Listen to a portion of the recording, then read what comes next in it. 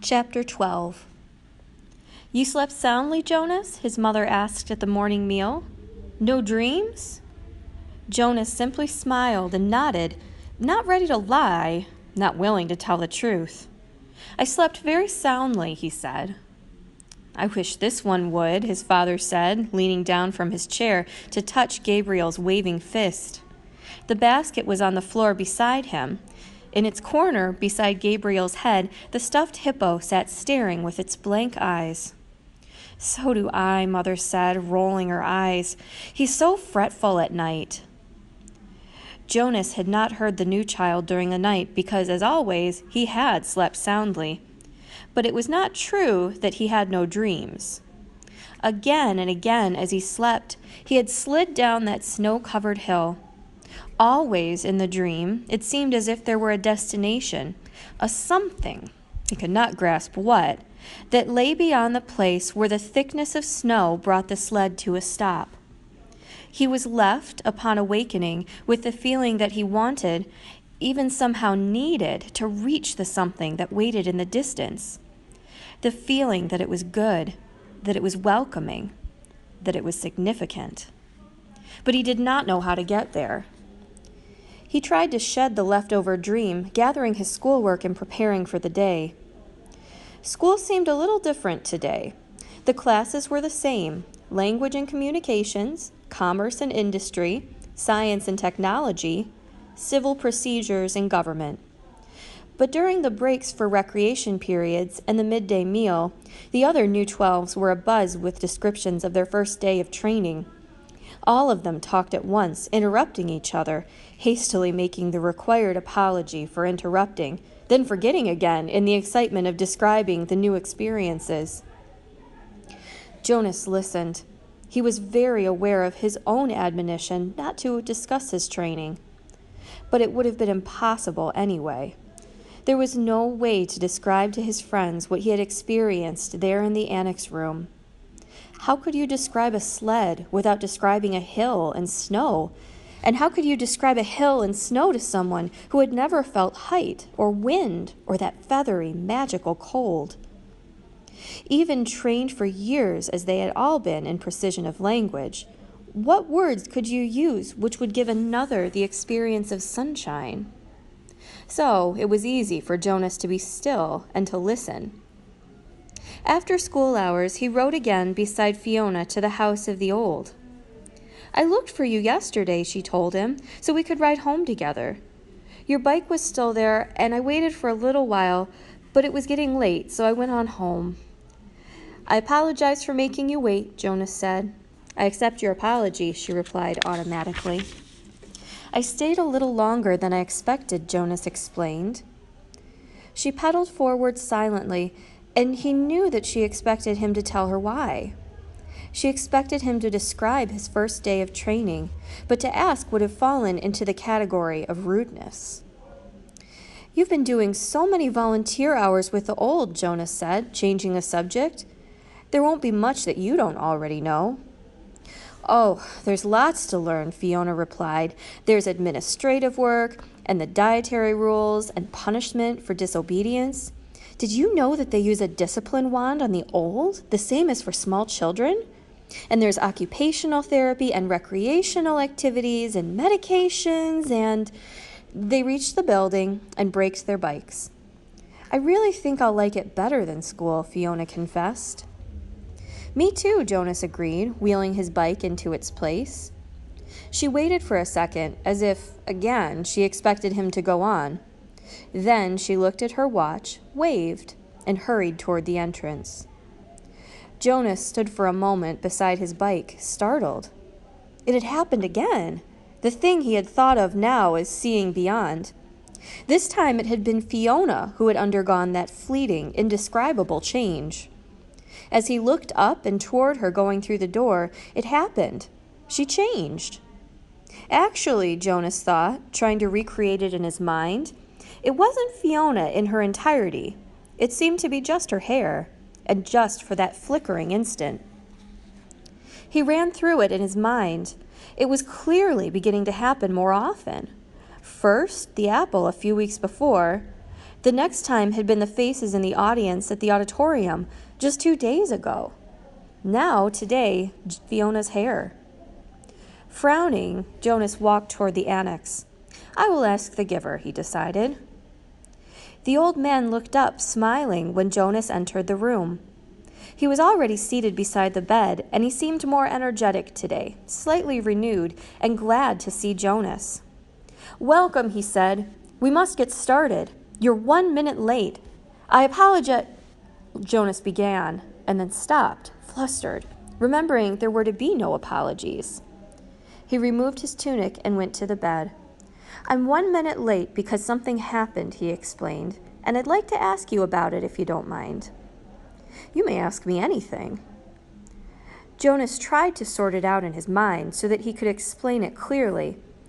I think it's what you call seeing beyond, he said. The giver nodded. Describe it, he said. Jonas told him about the experience with the apple. Then the moment on the stage when he had looked out and seen the same phenomenon in the faces of the crowd. Then today, just now outside, it happened with my friend Fiona. She didn't herself change exactly, but something about her changed for a second. Her hair looked different, but not in its shape, not in its length. I can't quite... Jonas paused, frustrated by his inability to grasp and describe exactly what had occurred. Finally, he simply said, It changed. I don't know how or why. That's why I was 1 minute late, he concluded, and looked questioningly at the giver. To his surprise, the old man asked him a question which seemed unrelated to the seeing beyond. When I gave you the memory yesterday, the first one, the ride on the sled, did you look around? Jonas nodded. Yes, he said, but the snow in the air made it hard to see anything. Did you look at the sled? Jonas thought back. No, I only felt it under me. I dreamed of it last night, too, but I don't remember seeing the sled in my dream either, just feeling it. The giver seemed to be thinking. When I was observing you before the selection, I perceived that you probably had the capacity, and what you described confirms that. It happened somewhat differently to me, the giver told him. When I was just your age, about to become the new receiver, I began to experience it, though it took a different form. With me, it was, well, I won't describe that now. You wouldn't understand it yet. But I think I can guess how it's happening with you. Let me make a little test to confirm my guess. Lie down. Jonas lay on the bed again with his hands at his sides. He felt comfortable here now. He closed his eyes and waited for the familiar feel of the giver's hands on his back. But it didn't come. Instead, the giver instructed him, call back the memory of the ride on the sled. Just the beginning of it, where you're at the top of the hill before the slide starts. And this time, look down at the sled. Jonas was puzzled. He opened his eyes. Excuse me, he asked politely, but don't you have to give me the memory? It's your memory now. It's not mine to experience any longer. I gave it away. But how can I call it back? You can remember last year, or the year that you were a 7 or a 5, can't you? Of course. It's much the same. Everyone in the community has one generation memories like those. But now you will be able to go back farther. Try. Just concentrate. Jonas closed his eyes again. He took a deep breath and sought the sled and the hill and the snow in his consciousness.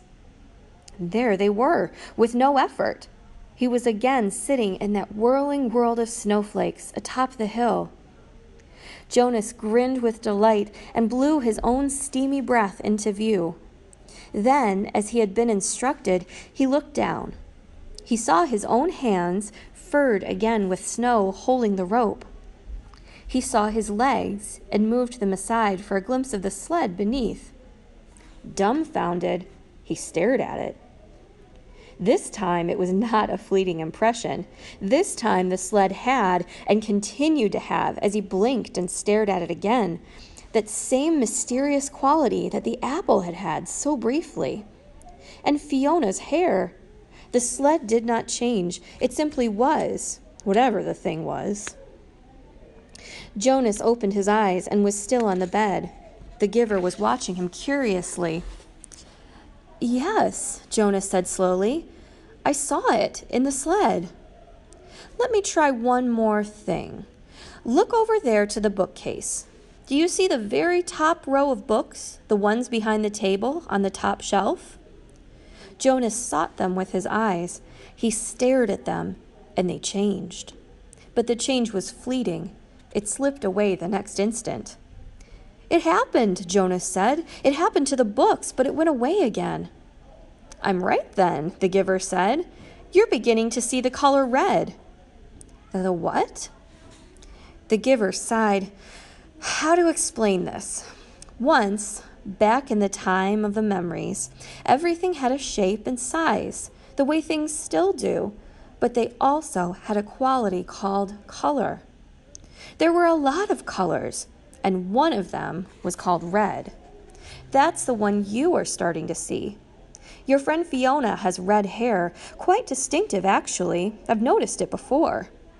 When you mentioned Fiona's hair, it was the clue that told me you were probably beginning to see the color red. And the faces of people, the ones I saw at the ceremony?" The giver shook his head. "No, flesh isn't red, but it has red tones in it. There was a time, actually, you'll see this in the memories later, when flesh was many different colors. That was before we went to sameness. Today, flesh is all the same, and what you saw was the red tones.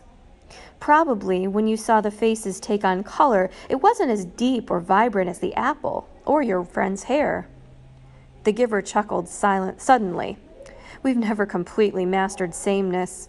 I suppose the genetic scientists are still hard at work trying to work the kinks out. Hair like Fiona's must drive them crazy." Jonas listened, trying hard to comprehend. "And the sled," he said, "it had the same thing, the color red, but it didn't change, giver. It just was. Because it's a memory from the time when color was. It was so... Oh, I wish language were more precise. The red was so beautiful." The giver nodded. "It is. Do you see it all the time?" "I see all of them, all the colors." "Will I?" "Of course. When you receive the memories, you have the capacity to see beyond. You'll gain wisdom then, along with colors, and lots more." Jonas wasn't interested just then in wisdom. It was the colors that fascinated him. "Why can't everyone see them? Why did colors disappear?" The giver shrugged. "Our people made that choice, the choice to go to sameness. Before my time, before the previous time, back and back and back. We relinquished color when we relinquished sunshine, and did away with differences." He thought for a moment. "We gained control of many things, but we had to let go of others." "We shouldn't have," Jonas said fiercely.